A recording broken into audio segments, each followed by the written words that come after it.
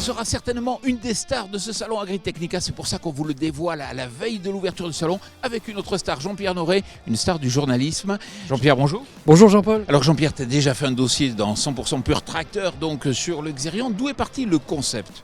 Alors c'est une écriture collective et c'est vrai qu'on s'est penché sur l'historique de ce tracteur qui remonte quasiment aux années 50, puisque chez Claas, on a toujours cru au concept de porte-outils, et plus particulièrement Helmut Claas, qui lui a toujours voulu sortir un engin polyvalent. Et le Xerion, ça répondait à cette demande d'engin polyvalent, mais avec quand même quelques mésaventures parce qu'il a fallu l'imposer sur le marché. 1978, une date importante. Oui, une grande date parce que c'est là où on voit arriver un projet qui ressemble dans les formes à ce qu'on connaît actuellement. Donc en clair, un châssis avec 4 roues égales, châssis rigide sur lequel on a une grande polyvalence. La cabine, elle peut tourner, on peut avoir des outils dessus, devant, derrière. Donc là, on voit les grandes lignes du Xerion tel qu'il sera commercialisé il y a 26 ans.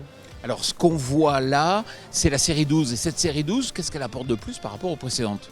Alors là, on passe un step clairement, puisque jusque-là, on avait donc ce concept tel qu'on le connaissait. Là, on va perdre en polyvalence. La cabine ne va plus tourner, on aura moins de possibilités de mettre des équipements sur une sellette, etc.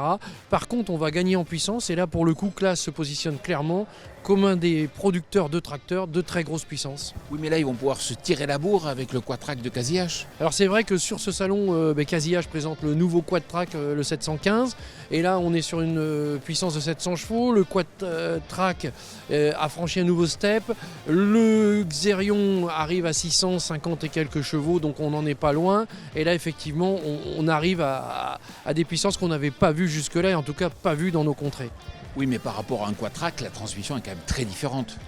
Alors pour le coup, sur ce tracteur, il y a la transmission sématique qui est adaptée à une très grosse puissance. Ça aussi, c'est quelque chose de nouveau parce que effectivement, on est dans une technologie qui petit à petit suit la puissance élevée des tracteurs.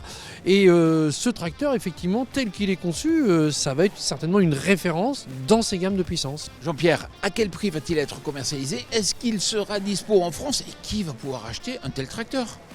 Alors à quel prix, nous on ne le sait jamais puisqu'on l'a vu cet été, on l'a découvert cet été lors du Point Presse européen. On le voit ici pour sa première présentation publique, enfin sa deuxième puisqu'il était aux États-Unis au mois d'août, mais quelque part on ne nous parle jamais d'argent avant réellement la phase de commercialisation. Ça c'est un petit peu une règle dans le...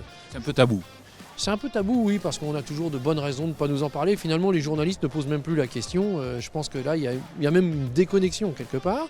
Après, quand on ne le sait pas encore vraiment, il va y avoir d'abord une présentation, des salons, et puis après, certainement des bons de commande. Et puis, en France, je pense qu'il y aura certainement des clients pour ce tracteur. Ça restera un marché, je dirais, de niche. Mais quand on a passé la barre des 500 chevaux avec des tracteurs de type conventionnel, on avait aussi pensé à un marché de niche. Et ce marché, il a explosé. Bon allez, merci Jean-Pierre. Merci à toi. À bientôt, ciao.